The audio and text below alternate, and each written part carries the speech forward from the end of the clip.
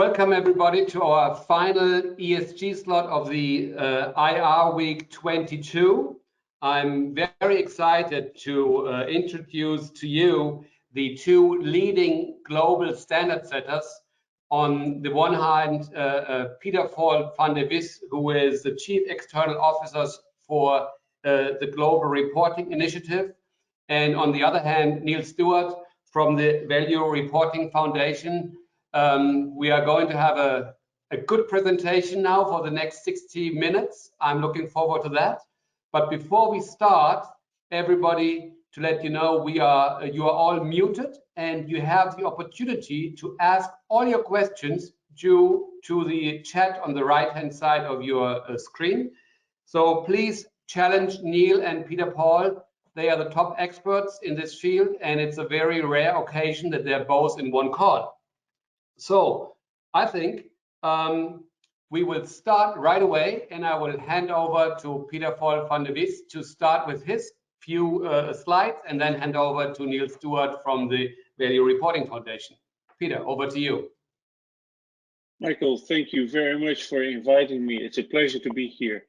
And to everyone listening, thank you for sticking around. I realize it's Friday afternoon. You've had a full week of interesting speeches, so thanks for sticking around.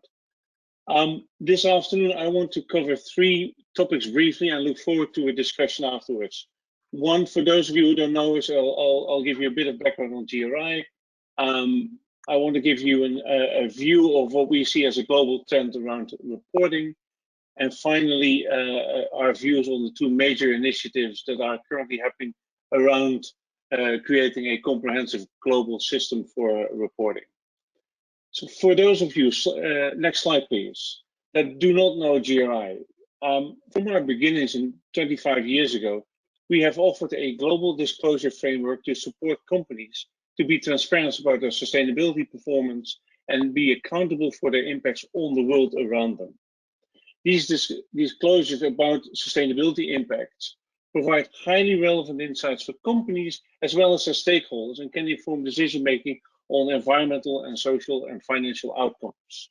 For example, the new German legislation on due diligence, das Lieferkettengesetz.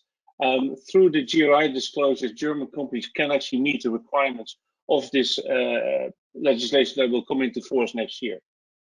Currently, around 50% of the large German companies produce a GRI report, and we are very pleased to count companies such as BASF, Daimler, the Deutsche Bank, and Evonik among our member companies. Next slide, please. A final piece on the GRI standards. We produce a modular system of interconnected standards, starting with the universal standards, which are applying to all organizations and do include assessments of what topics are material for the organization to report its contributions in positive and a negative sense towards sustainable development. Then there are the sector standards that set out reporting requirements applicable to specific sectors. This will increase the comparability and completeness of reporting within the sector. And finally, we provide topic-specific standards that dive into the details of disclosures on specific topics. The sector standards is our latest edition, and we've launched the first two standards last October, and we tend to expand it to 40 different sectors. And what you will see when we get to the discussion around the European standards, they are organized around a similar model as what we have. And sorry, Michael, I promise to slow down when I speak. I'll do my best. Next slide, please.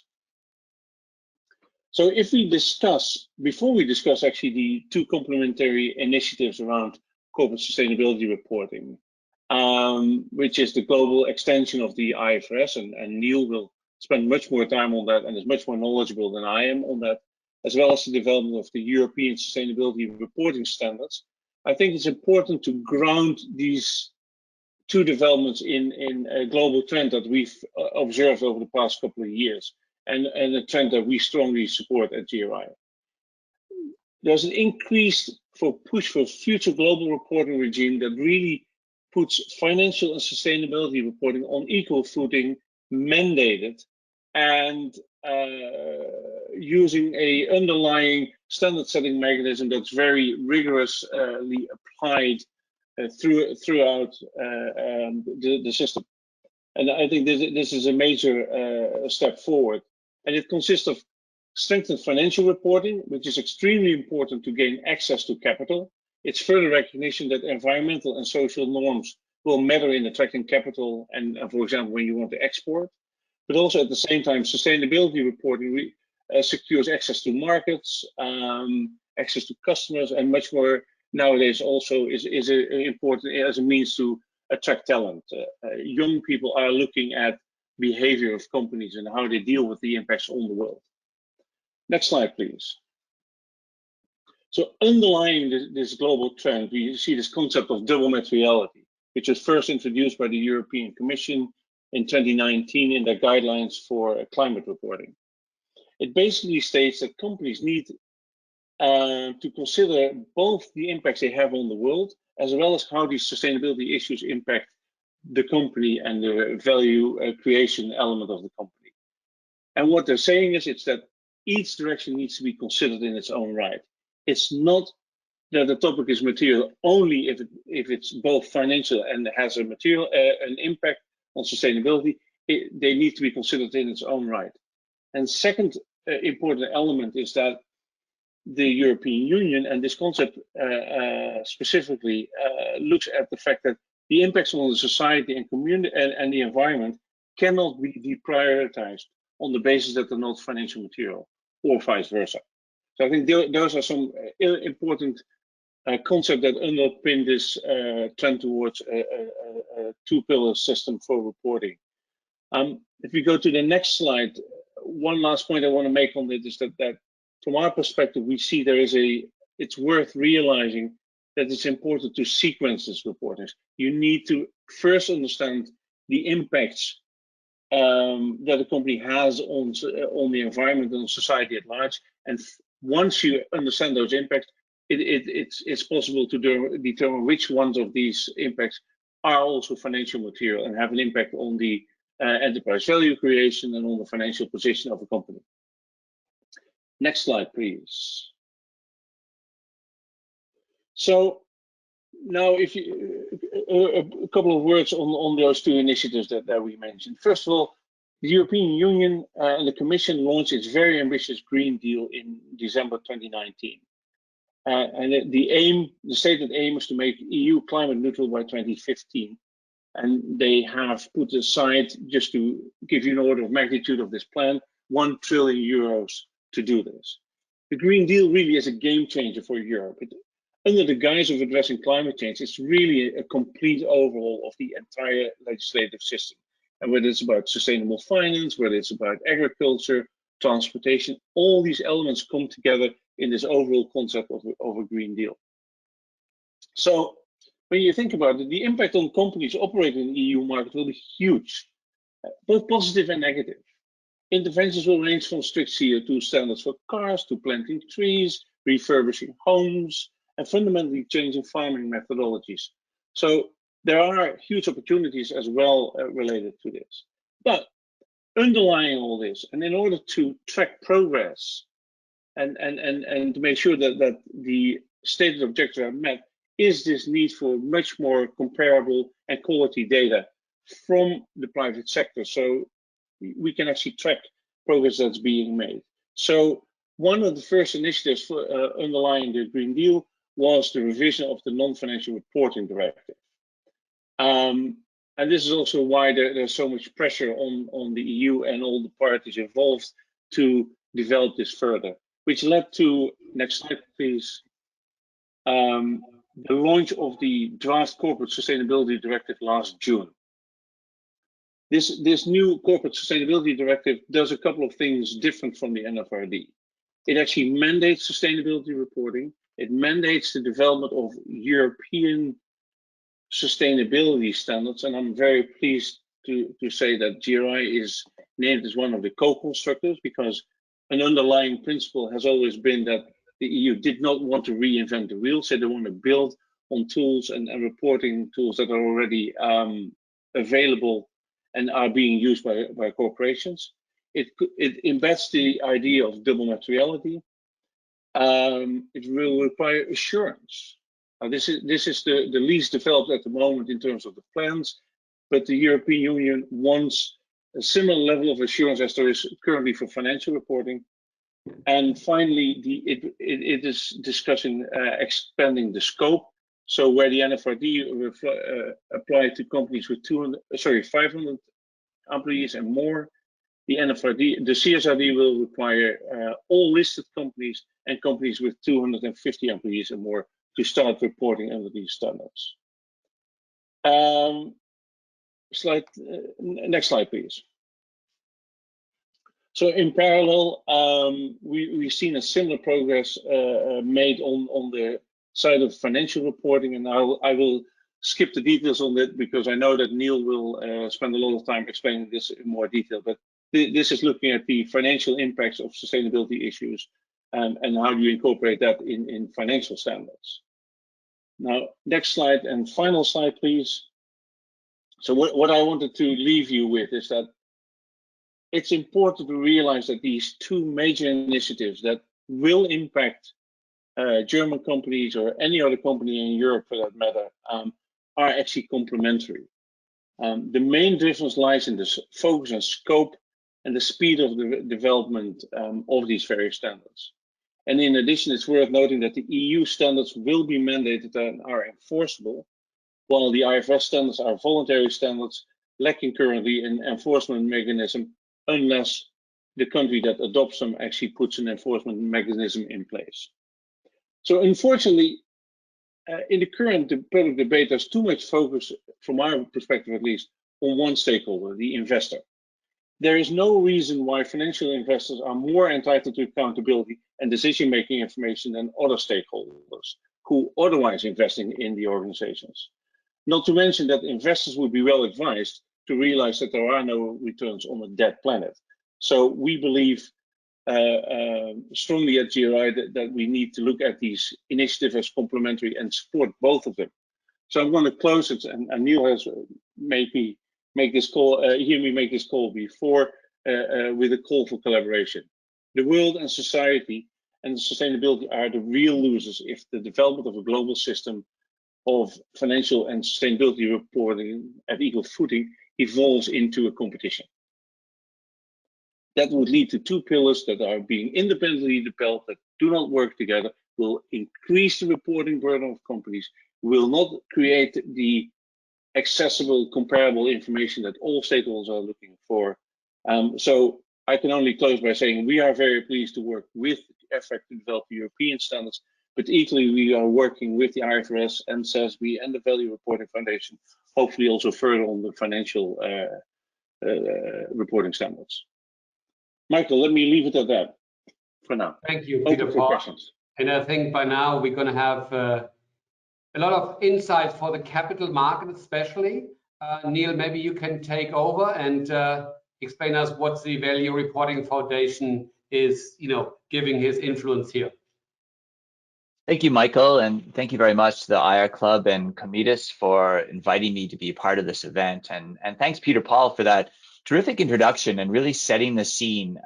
This is a great point to kind of pass the baton, this call for collaboration and highlighting the complementarity of what is being set up with the International Sustainability Standards Board and what the incredible work that the GRI does. As Peter Paul said very clearly, these are complementary. This is not a competition. And I think, as you'll see, they fit together well. The GRI describes this as two pillars. The ISSB and IFRS Foundation have used the language building blocks. And as you'll see, the ISSB, or the International Sustainability Standards Board, is providing the global baseline upon which to build. And really what's happening now with this new standards board is nothing less than the biggest change in accounting standard setting and in corporate disclosure for the capital markets in a generation. And this is a once in a lifetime opportunity to build a really coherent and comprehensive corporate reporting system fit for the 21st century. So this is important to investor relations. It's important to management and boards. It's important to investors and regulators. This is how we raise ESG reporting to the same level as financial reporting. And by that, I mean not just the reporting itself, but the rigor of data collection, of analysis, of verification, and assurance, as Peter Paul mentioned. So going to the next slide, and I want to give you a little bit of context about who we are, the Value Reporting Foundation. We were created through the merger of the Sustainability Accounting Standards Board, or SASB, and the International Integrated Reporting Council, or IIRC. This happened in 2021. The IIRC had always, with integrated thinking, integrated reporting, had always been focused on a holistic view of business decision-making. SASB had been focused more on investor decision-making. Now, by bringing them together, we really created this end-to-end cycle, a full suite of resources for the communication between businesses and investors about how value is created or eroded over time. Now, having gone through this one merger in 2021, we'll now go through another in 2022. There was a major announcement made at COP26 in Glasgow in November by the IFRS Foundation, which oversees the International Accounting Standards Board. So the IFRS Foundation announced that they are setting up an International Sustainability Standards Board, and they're consolidating together the Value Reporting Foundation and the Climate Disclosure Standards Board, or CDSB. At the same time, the IFRS Foundation released 2 prototype standards, which really guide the work of the ISSB going forward. One is a prototype climate standard, and the other is prototype general disclosure requirements. So now these resources of the Value Reporting Foundation will evolve into a new International Sustainability Standards Board. Why did we do this? Going on to the next slide now, and why did we do this? In fact, the same 3 factors really drove the decision of SASB and integrated reporting to merge that are also now driving our decision to merge with the IFRS Foundation. First of all, the strong demand for simplification and rationalization of the field. We need to simplify this noisy landscape of different standards and frameworks. The second reason is the belief that real, true organizational disruption and consolidation is necessary. We've done a lot of mapping and alignment projects, but now we need to genuinely disrupt the landscape through combining with others. And finally, it's the recognition that by combining the resources and the relationships of the different organizations, we can really get the scale and have the resources to have a tremendously positive impact. Next slide, and a bit about the IFRS Foundation. So I think what's interesting is that this is a nonprofit public interest organization setting global accounting standards, setting the IFRS, used in over 140 jurisdictions around the world. But what you may not know about the IFRS Foundation is that it's overseen by a monitoring board of public sector or authorities, led by the International Organization of Securities Commissions, which is known as IOSCO.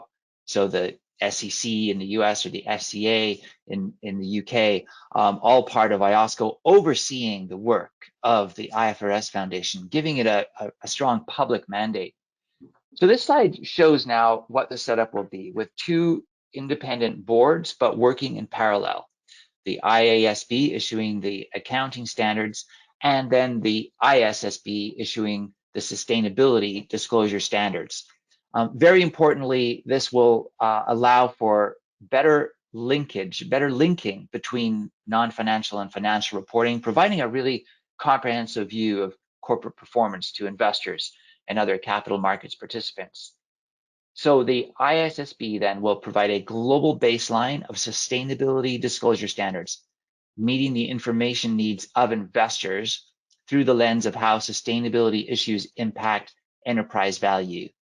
And that will really allow for comprehensive sustainability information for the global capital markets. But this will also enable jurisdictions around the world to add the additional requirements that may be needed for a broader group of stakeholders. So again, the building blocks approach. The ISSB establishes the foundational global baseline building block that can then be used by different jurisdictions around the world and built upon. The ISSB is composed of 14 board members, most of them full-time, headquarters in Frankfurt, as well as a significant office in Montreal, and our existing SASB and IIRC offices in San Francisco and London, and an office in Asia. We have already appointed our chair, Emmanuel Faber, former CEO of Danone, was appointed in December. And yesterday we announced the vice chair, Sue Lloyd, who is the vice chair currently of the IASB. And it's important to note that the ISSB will have very strong engagement with emerging economies. Going on to the next slide, and I think it's very important to recognize that there are two forces driving the ISSB. First is the regulatory action. And you will see as IOSCO endorses the standards and as regulators around the world bring the standards into rules for mandating disclosure in different countries, that's one way that the standards will be adopted. But the other very, very important driver is investor demand and support by companies. We are already seeing investors around the world coalescing around the Task Force on Climate-Related Financial Disclosures, or TCFD, for climate risk, and the SASB standards for industry-specific risks, and now they are supporting the ISSB standards. But the standards do need to move through this process before they become mandatory in effect, but far before that happens, there will be voluntary adoption and strong demand from investors. Looking at the next slide, and you can see the target architecture of the ISSB standards. And this really is important because it shows how this alphabet soup will be combined into a much more coherent whole. And this is the pain point for companies, is the competing demands, almost overwhelming demands of different standards and frameworks and ratings and rankings. But what we're doing here now is combining the standards and frameworks focused on the financial markets into one single standard. The proposed architecture includes the general requirements for overall sustainability disclosures, as well as a part of that, thematic requirements, starting with climate, but then moving to other issues. For example, in the future, these may be human capital and so on. And then the industry-specific requirements tailored to the industry-specific context, and that clearly is where SASB standards are evolving into quite directly. And this is important, I think, for supporters or users of the SASB standards, which are industry-specific. You can see how these industry-specific requirements enter into the architecture of the ISSB standards. And you can also see how the existing frameworks and standards focused on investors, including the TCFD, the Integrated Reporting Framework, and the World Economic Forum's stakeholder capitalism metrics, as well as the Climate Disclosure Standards Board framework, all move into the ISSB architecture. This is covered in the two prototype documents that I mentioned. We encourage all market participants to get familiar with them because they really do show the direction of travel for the ISSB. And you will recognize the TCFD recommendations and the SASB standards as they evolve into the direction of the ISSB. Going on to the next slide now, and some advice to issuers and report preparers. And that is to continue to your work and to continue to apply the Integrated Reporting Framework and the SASB standards, as well as the Task Force on Climate-Related Financial Disclosures. They will serve you well as we evolve into this global baseline of disclosure standards from the ISSB. Get familiar with the prototypes. They show where we're heading, and they will also prepare you to share your views on the public consultations that we will see begin soon. And very importantly, begin to think how you will engage in that standards development on an ongoing basis. I think perhaps the most important thing, and it goes back to the point that this is raising ESG to the level of financial disclosures, this is now the time to get the processes, the governance, the controls in place around ESG data as it becomes truly investor-grade data. Next slide, and I think what's exciting is that there is tremendous support for the ISSB moving forward.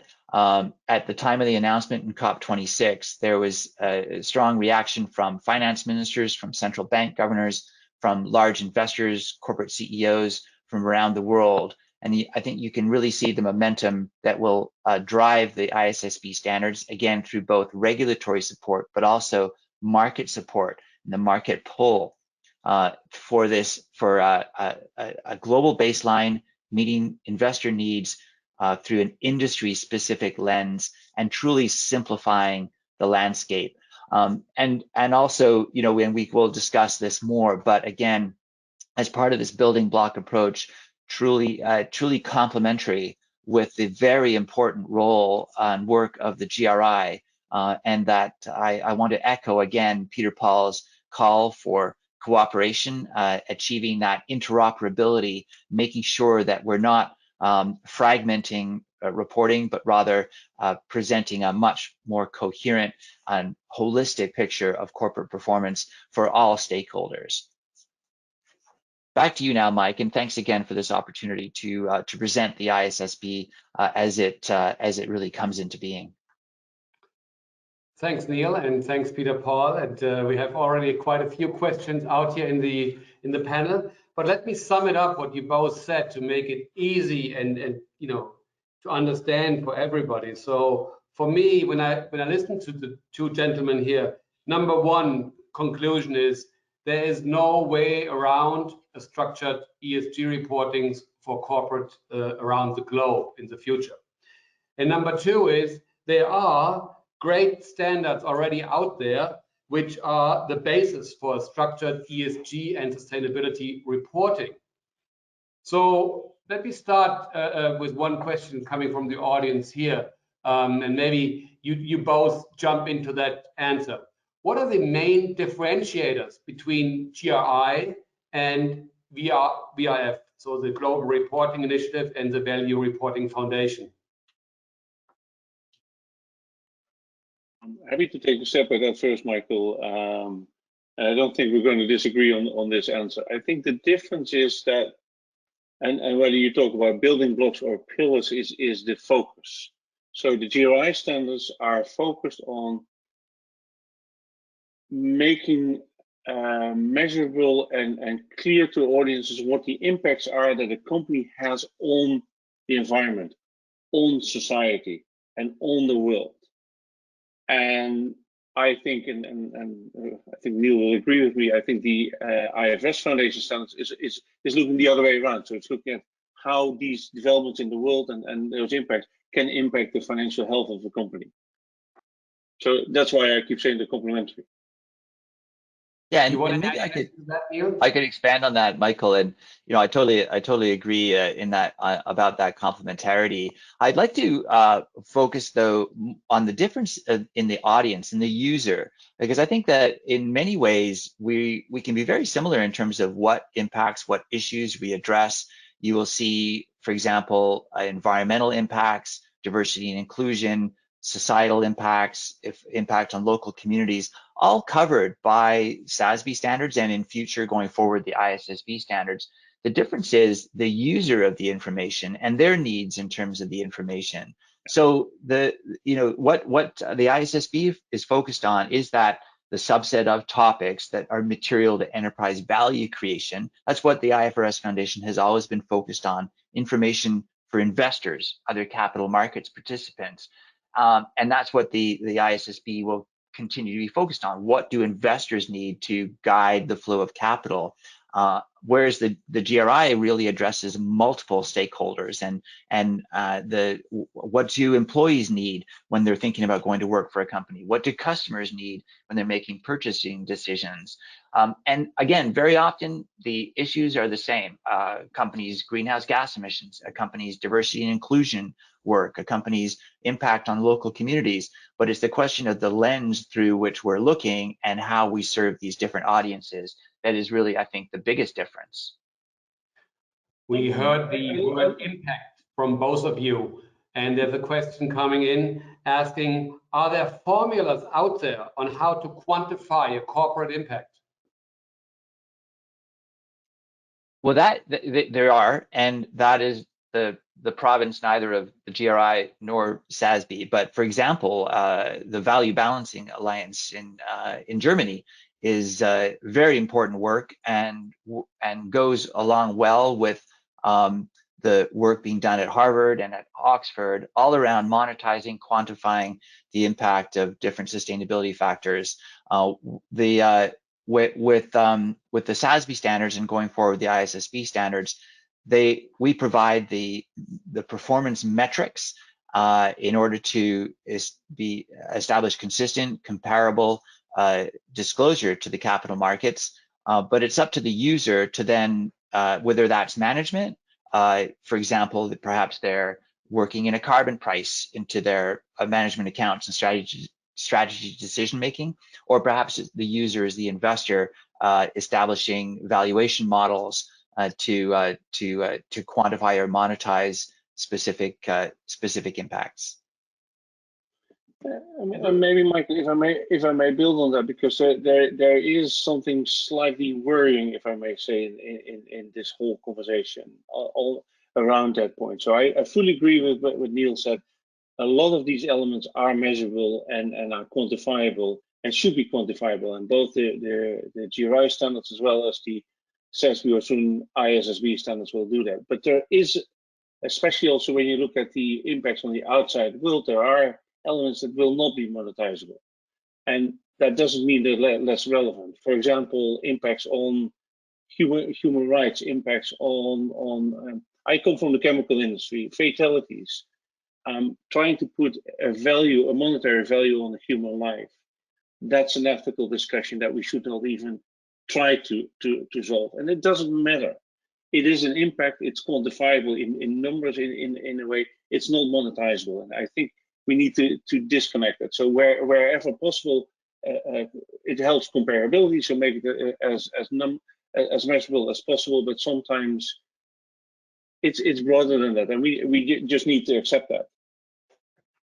I think the chemicals industry is such a good example, such an interesting example when you think about the environmental impacts, the human rights, and human capital of a chemical company. A chemicals company that relies on the communities where it has manufacturing for its workforce. A chemical company cannot harm the environment or the local community without risking both its the health of its workforce, as well as the continued markets and sustainability of the business. So I think it's interesting, Peter Paul, that you raised chemicals, because I think it's a really stark example of the type of challenges and the issues that we're talking about today. Yes. Now, sorry, go. Here's another question, which may be very technical, but let's try this one. So the Value Reporting Foundation is going to be the ISSB, and so the International Sustainable Standards Board. And the ISSB and the GRI are influencing the EFRAG, the European Financial Reporting Standards, which are coming next year. What role does the TCFD, the Task Force for Climate-Related Financial Disclosures, or the CDP, the Carbon Disclosure Project, plays in the future? Let me take the first step at the answer. First of all, so the TCFD is a conceptual principle framework. It's actually not a reporting mechanism. So, and together when Neil was not properly SASB and not yet VRF or ISSB, GRI and SASB did a mapping of our existing disclosure systems against the TCFD, and we found that there's a roughly 80% overlap for whatever style you go. So the TCFD is a framework that will be incorporated in the European standard, and the principles will be incorporated in there, and it will be aligned with reporting disclosures that are already encapsulated as much as possible in the ISSB. Even if you look at the draft standard that the ISSB put forward, or if you look at the draft standard that the EU put forward on the climate. So it's integrated in there, but it's only one topic, and it will effectively, I'm 99% confident that the ISB standard and the European standard will effectively cover the requirements of the TCFD. And that's a great point, great area to think about that alignment, and that will come with the TCFD being built upon by both the European Union and the ISSB.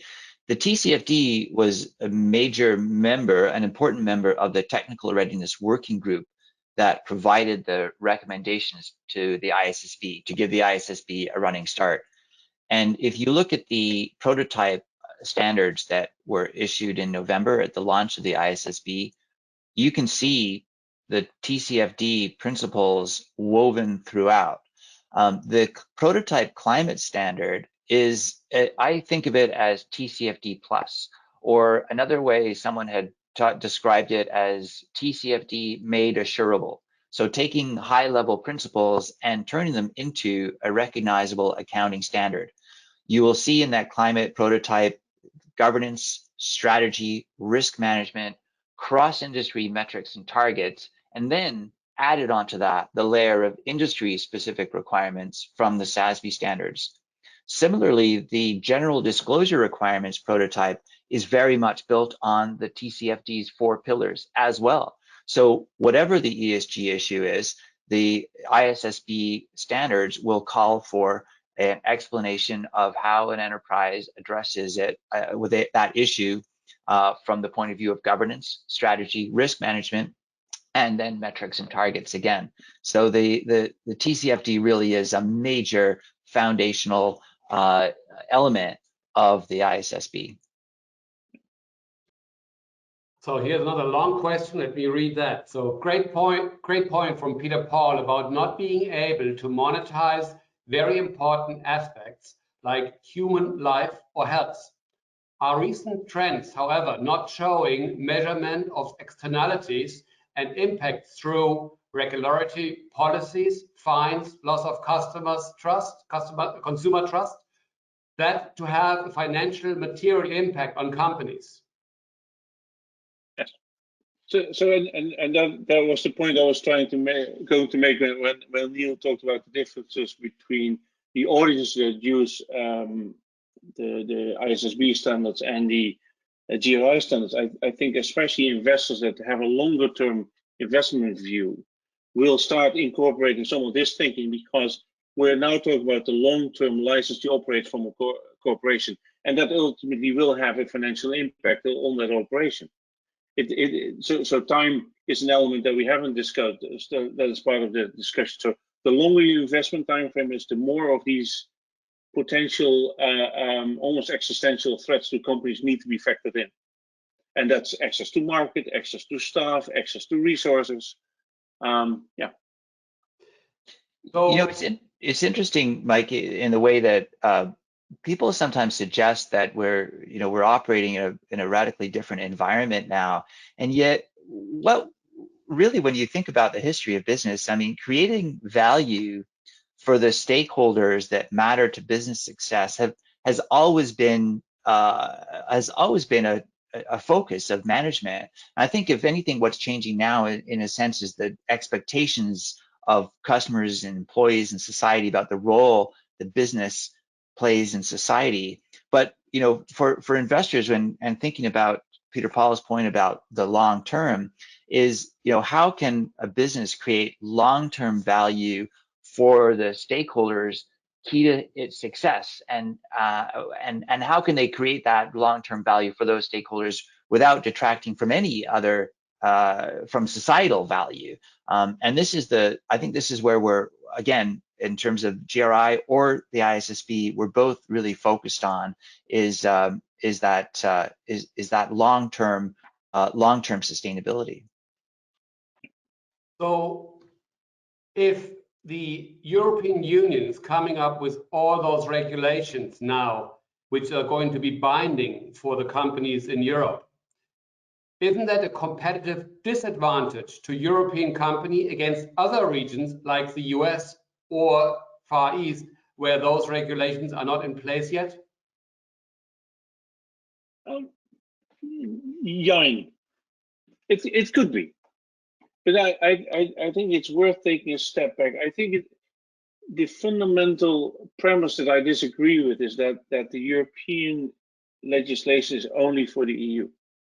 because the EU manages effectively access to the market, and it's the second largest market in the world, companies from around the world will have to adhere. And that's in multiple ways. One, because they're part of European value chains. So if you want to supply to BASF or Mercedes or any of the other German companies, and you're based outside of the European Union, you still have to adhere to the CSRD in the sense that you will get reporting requests. And what you will see, and we see that already, there's a keen interest in specifically in Asia Pacific in following the developments around the CSRD, and we see similar trends in legislative development there.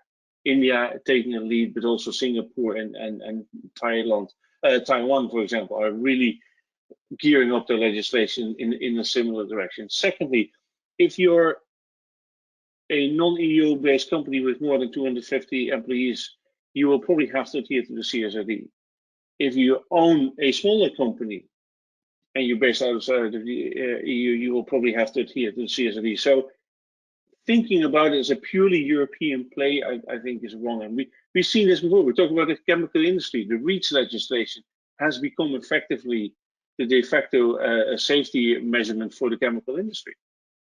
GDPR, another one of my favorite topics to complain about, has been basically having a global presence. So there's no straightforward answer, but I think it's wrong to think that this is a European-only initiative.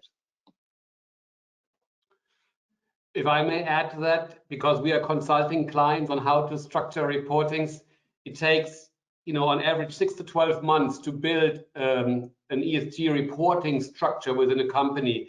And once it's set up, it is a real competitive advantage in terms of access to capital. And I believe through the IFRS Foundation, which is applicable in 140 countries, there is going to be a global necessity to start ESG reporting, plus the supply chain need to deliver other information is going to bring the world together.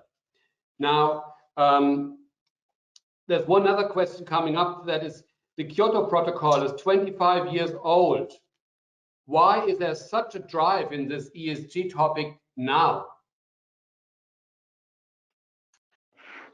That's a big question. Boy, I think we could spend another week on that one. I'll just mention a couple of things. I think that there's a confluence of forces here. There's public consciousness. There's the recognition of business, that these are business risks, and that these are issues vital to the survival of the business. Recognition by investors that these are investment risks and vital to their investment performance. I think it was fascinating when you look back in 2019, late 2019, going into 2020, so pre-COVID, the term ESG, if you see a chart of its mention in the media, it was going off the chart. I mean, it was rising like crazy. And then COVID hit, and we worried, well, this is going to derail all the focus on climate. It's going to derail advances in ESG and diversity. Instead, it did quite the opposite. It refocused the world on how we need to work together to prevent society-wide, system-wide issues, pandemic, but also climate change. So I think that a huge number of different forces have really combined to give us huge momentum now, and a will from business, from investors, and from the public at large to really have to make serious changes. Let's jump over to the next question, because we have still quite a few questions coming up. If you see the misuse of your standards, what do you do? If you see the misuse, I mean, I'll say from our point of view, we're at this inflection point, and in every point when you have this major change, there's a risk. There's a risk of that, the misuse. For example, as we move from voluntary climate and other ESG reporting to mandatory, and we're seeing this in the EU, we're seeing this in many different jurisdictions around the world, there is the risk of box ticking, of disclosure merely as a compliance exercise. Now, as standard setters, I won't speak for the GRI, but as a standard setter, we are limited in what we can do around that quality. And that, from my point of view, is why that market pull for the ISSB is so critical to this process, is that the users, the investors, won't let companies get away with mere box ticking. They're going to be demanding truly decision useful, meaningful disclosures using these standards going forward. And if I may build on that one, who is checking if corporates report correctly in accordance to your standards? Nobody. So I was going to give, have given similar answer to what Neil has. We provide the standards. The application of the standards is up to the companies for now. And since it's voluntary, we have limited means to control it. Now, there's a couple of things though. We provide, just as SESB does, or VRF now, we provide training, and we help companies apply standards correctly. And there is people like you, Michael, who provide services to help companies apply. Because I do think that by and large, most companies are trying to do their best. They're not trying to cheat. I think the other thing, and building on what Neil just said earlier, I think what we see is, on the one hand, mandating will help, especially mandating combined with assurance, but also investors are asking this information, but they're also not yet knowledgeable. So there is still a learning curve also on the investor side to really understand what this information can tell them and how it will improve their decision making. So I think we're all on the learning curve in that sense. But mandating, the pressure from the markets, and us helping companies apply them correctly are the way forward. Now, ESG, or sustainability reporting, outlines a lot of, or brings out a lot of transparency on business, and that transparency may outline a lot of dilemmata in the business model of corporations. How should corporations deal with that? Sorry, it will highlight what? It will highlight.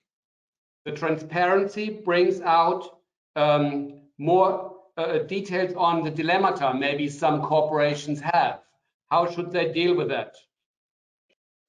Well, I would have a couple of responses to that, Michael, and it's not a comprehensive answer maybe, but first of all, a lot of the information that we really require in the GRI standards, but also in the VRF standards, is already out there, because it has to be reported to government here, to government there. So that's one thing. Secondly, we now live in a very transparent day and age. The information is there. So I think companies will have to get used to it and actually start seeing it as an advantage by being transparent and more open and honest about it, because there is no way to hide, but you shouldn't be hiding if you do the right thing. And quite frankly, as I said, I worked in the chemical industry. The best discussions were when we had a dilemma, when we actually went out to our stakeholders and say, we're not quite sure what to do here. That led to better decisions, that led to better new product developments. It actually helped the business. But it's uncomfortable. I'll give you that. It is uncomfortable in the beginning. That's such a great point about that data and that dialogue, that engagement leading to better decisions. Because remember, this is not about reporting for reporting's sake. This isn't about transparency just to be transparent. This is about improving performance, improving positive impacts on the world and reducing negative ones, right? So the more that we can highlight dilemmas, any shortfalls in performance, the standards help avoid greenwashing, then this all helps improve performance, helps set targets, long-term targets, interim targets. It helps highlight what companies can do to make a difference. What are the management levers available to actually make a change? One of the things I think the major things that came out for me out of COP26 this year, we got past these net zero goals, it's not just about, well, what year, at what point in the future are you going to get to net zero? Now it's how are you going to get there? What are your interim goals? Exactly what are you talking about? Are you reducing emissions? Are you improving your products? Are you changing your supply chain? We're getting much more into the actual levers of change. How often do you update your standards? Update or change your standards? That's the question. Well, I'll do this very quickly. First, on the SASB standards, we have no strict schedule. Instead, we work on a project basis. And as issues, themes arise that need a new look, then we go to work in terms of researching potential updates. So an example being, say, human capital, which is evolving so quickly. We've seen through Me Too, through Black Lives Matter, through COVID. We need to constantly change with the times. Yeah, and similar to us, there's one element to it. First of all, we of course have a need to continuously update, and depending on changes in societal expectations that we need to incorporate. We are now being pushed through our work with the effect to make changes, maybe even a little bit faster. But the point I wanted to make is our process is driven through a public multi-stakeholder consultation. So every 2 years we go out to the public and to our stakeholders, and which includes investors, companies, academia, governments, to say where are we still current, where have things developed to the extent that we need to either develop a new standard or update the standard we currently have. How many of your standards are the basis for ESG ratings? So I think this is an interesting question always, what is the connection between standards and ratings? And remember that neither GRI nor SASB rate or rank companies. That's not our job as standard setters. What the ratings and rankings firm, I mean, they bring an opinion to the market, right? They bring in a methodology and an opinion, and many times that's a proprietary methodology. We don't know what's in that black box that spits out a score. It might look something like GRI, it might look something like SASB in terms of what are the issues that matter, and then they're putting some kind of weighting or prioritization around those issues. Now, I can tell you what's significant for this, especially for this audience of investor relations officers, a couple of points. First of all, is that more and more investors are doing their own scoring, right? Investors now have the capability of harvesting a massive amount of information, structured and unstructured, and they're capable of doing their own analysis. And increasingly, they're using the SASB lens, the SASB materiality mapping. There is now around over 250 investors with about $75 trillion in assets under management who are supporting the SASB standards, and in many cases integrating the standards into their investment lens. But the other major point I want to make about this is sometimes I'm asked, well, will using SASB standards raise our ESG score? And I always say, I don't know if it'll raise it, it'll make it more accurate, because by taking control of your story and by putting out the data into the market that matters to the users, the investors, and perhaps other stakeholders, then you're increasing the accuracy of the picture that the market has of your performance.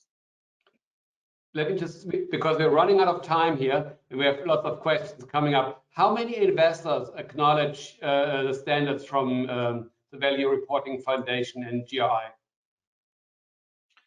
So again, as I was saying, in terms of numbers, we now have the number of organizations licensing the SASB standards is 323.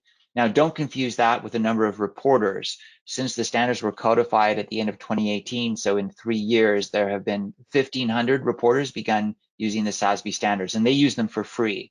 But market players like asset managers, data providers, corporate software providers, and so on, they license the SASB standards. Now, out of that, those 323, there are 258 institutional investors. Again, as I just mentioned, over 75 trillion in assets under management. And among those, 189 of them are licensing the standards. So they're embedding the SASB standards into their investment processes. So truly the SASB standards, this industry specific lens on ESG performance, has been woven into the fabric of the capital markets, and very much used by investors. Well, and building that from the GRI side is slightly different because we don't license our standards. Our standards are a free public good, so we don't have that kind of numbers. But what we do know is that there's over 10,000 companies globally use the standards, and we are part of listing requirements is over 50 stock exchanges around the world. So another way of engaging with the capital markets is through listing requirements at stock exchanges, and we see there an increasing requirements. And finally, we work very closely with all the raters and rankers. All the major raters and rankers have GRI-based products and part of their analysis, as well as especially the longer-term asset owners and asset managers, specifically pension funds, for example, really rely as one of their streams of information on the GRI reported disclosures to inform their decision making. And take the Norwegians, for example, they really build on it. Let me add from a practical side here. If you don't have a professional structured ESG reporting coming up, have it in place or coming up, it's very hard for you to get investor meetings at this point of times already. So we're coming to the end. We have two more questions. One is, do you have does the Value Reporting Foundation or the GRI discloses a sustainability report for themselves? Yes. You do? Yes. Thank you. And last question to both of you, and then we're going to finish this session. What are your recommendations for beginners in ESG reporting? Started yesterday. I'm joking, but as I think Neil and I both have tried to express this urgency, because the market is moving. There will be legal requirements coming out of Europe, indirectly legal requirements through the IFRS, and more importantly, maybe the requirements from the market. Almost all companies are part of the value chain, and we start seeing enormous pressures in the value chain for reporting on key topics. Maybe not the full set of ESG yet, but definitely on key topics: water, climate, biodiversity, and the pressure is growing. So this has been 25 years in the making. I think the pressure point is almost at the boiling point now. And I would just add, what we hear from investors, they recognize that ESG is a journey. Get started on the journey. And the other thing they say is, don't let the perfect be the enemy of the good. Just get going. And they want to see those beginning steps, and then they want to see progress along that journey. But don't wait until you have all of these standards and frameworks and data and controls and processes and governance before you get going. Just get going. Now, gentlemen, thank you for that. You've given a lot of information, and now I would ask the participants to give us their feedback. We're going to show a question here, and with the result we will share with Neil and Peter Paul to get better. So please rate us on how good you thought, how much you liked that session. We have a few seconds until we are back to Neil, Peter Paul, and myself. And yeah, thank you everybody for being in the call. It was very, very interesting to pay attention to you, and I hope you have you have learned a lot. If you have more questions, contact me. I will forward all questions to Peter Paul and Neil, and we will upload this session on YouTube next week, and also the presentations are available for you after the call. Thank you everybody. Have a great weekend, and thanks to North America, to New York, Neil, and thanks to Peter Paul in Switzerland. Bye-bye, everybody. Ciao. Bye, have a good weekend. Bye-bye now.